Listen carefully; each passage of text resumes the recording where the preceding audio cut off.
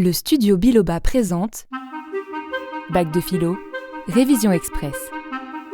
Bonjour à tous. Aujourd'hui, nous allons parler du langage, avec comme d'habitude l'exemple d'un film que vous pourrez tout à fait caler dans une copie sur le sujet. Et pour cette notion, j'ai choisi Le discours d'un roi, un excellent film sorti en 2010. En fait, c'est une histoire vraie qui se déroule dans les années 1930 au Royaume-Uni. Le prince Albert, deuxième fils du roi George V, n'est pas du tout destiné à devenir souverain.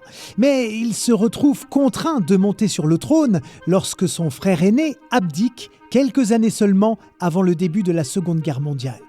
Et c'est l'époque où la radio se développe énormément. Les Britanniques sont donc habitués à écouter les discours de leur roi.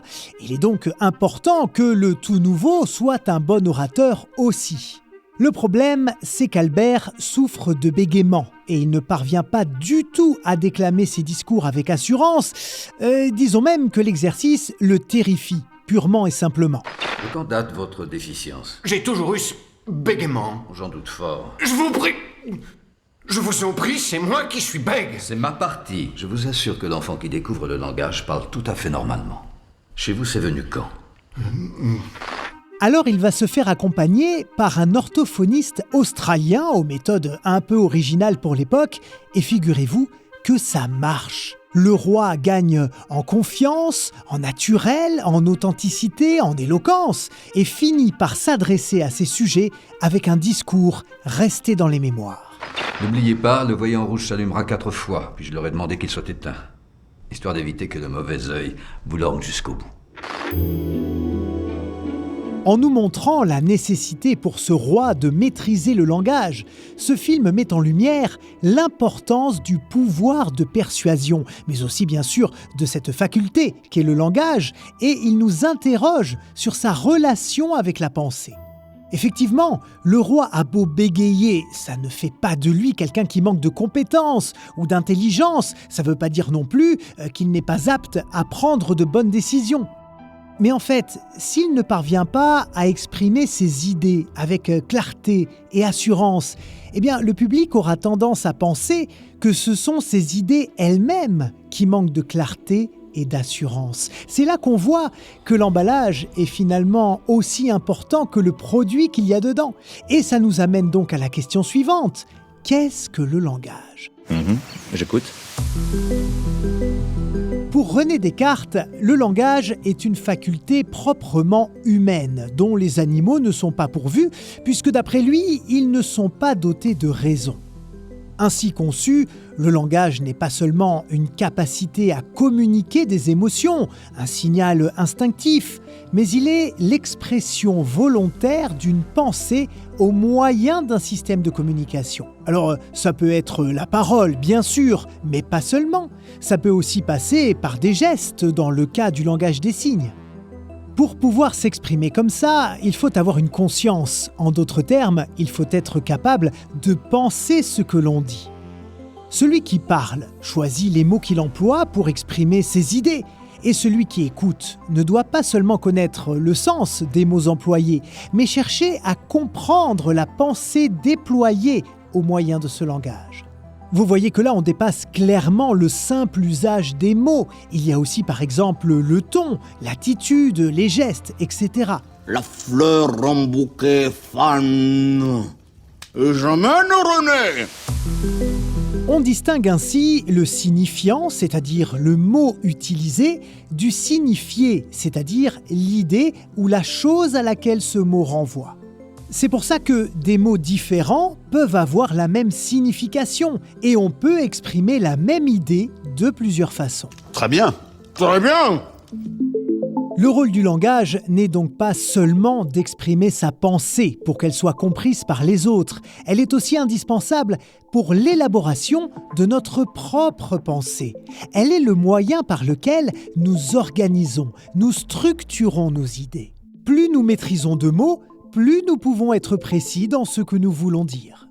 Mais si le langage permet d'élaborer et de structurer nos pensées, On peut alors se demander s'il existe des pensées ineffables, c'est-à-dire des pensées qu'il est impossible d'exprimer par des mots. La vache, je comprends pas un mot de ce que vous racontez. Allez-y, excusez-moi, reprenez depuis le début, je vous écoute. Pour Bergson, les mots sont communs à tous les hommes, ce sont des termes génériques.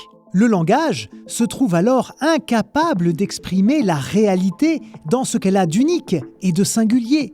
Nous avons par exemple bien des difficultés à décrire des sentiments comme l'amour, car les mots sont trop généraux, trop imprécis face à la multitude de façons dont l'amour peut être vécu.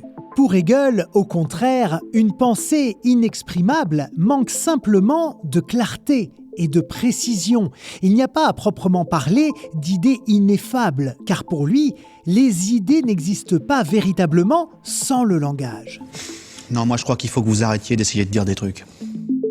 Ainsi, lorsque nous n'avons pas les mots pour décrire une pensée, ce n'est pas parce que celle-ci est ineffable ou parce qu'elle a trait à une réalité trop singulière, mais seulement parce que nous n'avons pas les idées claires sur ce que nous voulons raconter. Vous avez forcément déjà entendu cette célèbre formule de Boileau. Ce qui se conçoit bien s'énonce clairement et les mots pour le dire arrivent aisément. Le langage est ainsi indispensable, tant pour l'élaboration d'une pensée que pour son expression. On appelle rhétorique l'art consistant à bien s'exprimer, à avoir de l'éloquence. Dans le film « Le discours d'un roi », Albert maîtrise évidemment l'usage de la langue et il a suffisamment de vocabulaire pour avoir des idées très précises et les exprimer en des termes clairs. Mais son bégaiement le rend moins éloquent et fait de lui un mauvais orateur, ce qui évidemment le rend moins convaincant.